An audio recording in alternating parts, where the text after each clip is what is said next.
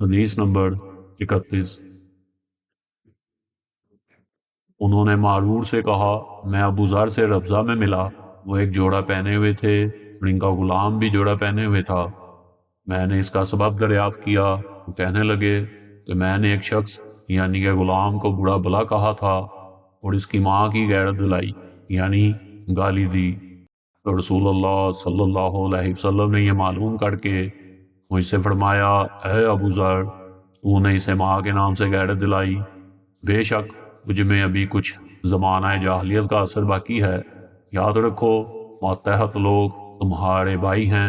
اللہ نے اپنی کسی مسلط کی بنا پر جنہیں تمہارے قبضے میں دے رکھا ہے، تو جس کے ماتحت اس کا کوئی بھائی ہو تو اس کو بھی وہی کھلائے جو آپ کھاتا ہے، وہی کپڑا اسے پہنائے جو آپ پہنتا ہے، اور ان کو اتنے کام کی تکلیف نہ دو کہ ان کے لیے مشکل ہو جائے، اور اگر کوئی سخت کام ڈالو تو تم خود بھی ان کی مدد کرو۔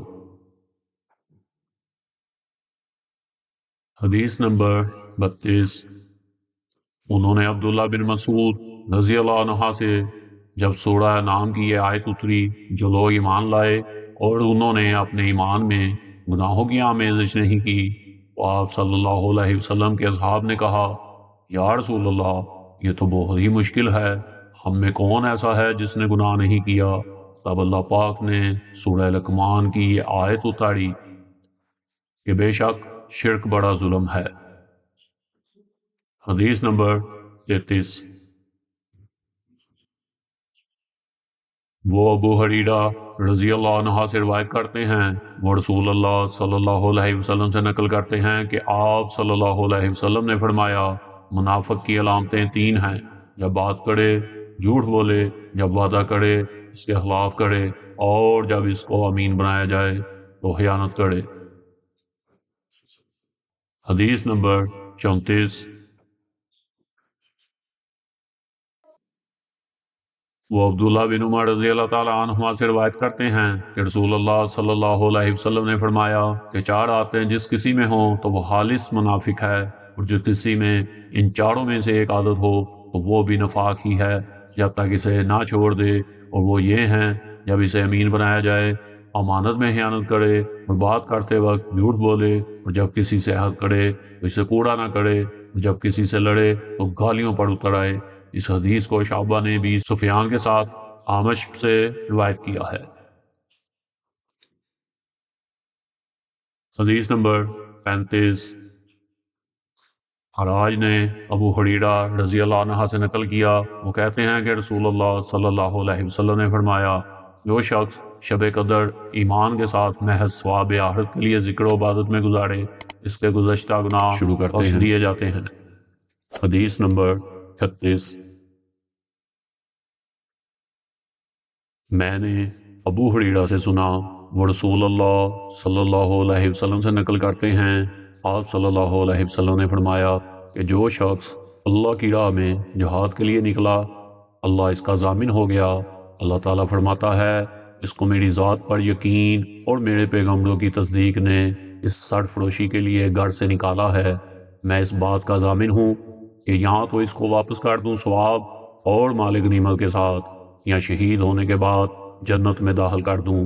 رسول اللہ صلی اللہ علیہ وسلم نے فرمایا، اور اگر میں اپنی امت پر اس کام کو دشوار نہ سمجھتا تو لشکر کا ساتھ نہ چھوڑتا، اور میری خواہش ہے کہ اللہ کی راہ میں مارا جاؤں، پھر زندہ کیا جاؤں، پھر مارا جاؤں، پھر زندہ کیا جاؤں، پھر مارا جاؤں۔ حدیث نمبر 37۔ انہوں نے ابن شہاب سے نقل کیا، انہوں نے حمید بن عبد الرحمن سے، انہوں نے ابو ہریرہ رضی اللہ عنہ سے کہ نبی کریم صلی اللہ علیہ وسلم نے فرمایا، جو کوئی رمضان میں راتوں کو ایمان رکھ کر اور ثواب کے لیے عبادت کرے، اس کے اگلے گناہ بخش دیے جاتے ہیں۔ حدیث نمبر 38۔ انہوں نے ابو سلمہ سے روایت کی، وہ ابو ہریرہ رضی اللہ عنہ سے نقل کرتے ہیں کہ نبی کریم صلی اللہ علیہ وسلم نے فرمایا، جس نے رمضان کے روزے ایمان اور خالص نیت کے ساتھ رکھے، اس کے پچھلے گناہ بخش دیے گئے۔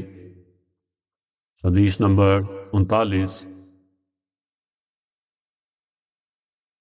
وہ ابو حریرہ سے کہ نبی کریم صلی اللہ علیہ وسلم نے فرمایا، بے شک دین آسان ہے، اور جو شخص دین میں سختی اختیار کرے گا تو دین اس پر غالب آ جائے گا اور اس کی سختی نہ چل سکے گی۔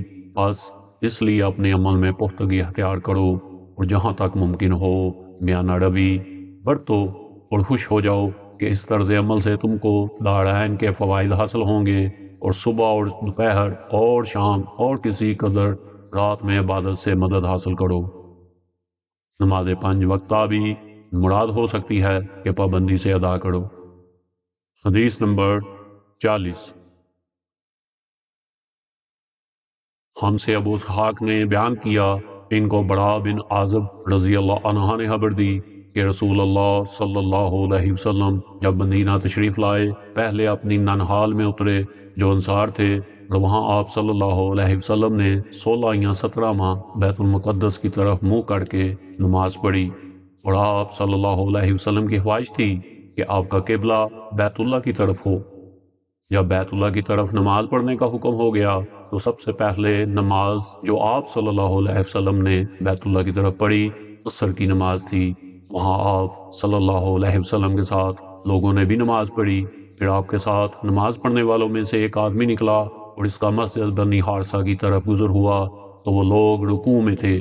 وہ بولا کہ میں اللہ کی گواہی دیتا ہوں کہ میں نے رسول اللہ صلی اللہ علیہ وسلم کے ساتھ مکہ کی طرف منہ کر کے نماز پڑھی ہے۔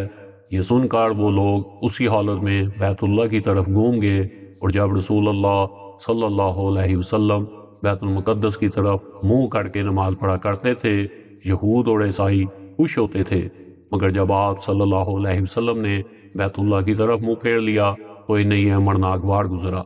ظہیر ایک راوی کہتے ہیں کہ ہم سے ابو اسحاق نے بڑا سے یہ حدیث بھی نقل کی ہے کہ قبلہ کی تبدیلی سے پہلے کچھ مسلمان انتقال کر چکے تھے، تو ہمیں یہ معلوم نہ ہو سکا کہ ان کی نمازوں کے بارے میں کیا کہیں۔ تب اللہ نے یہ آیت نازل کی، سورہ بقرہ 143۔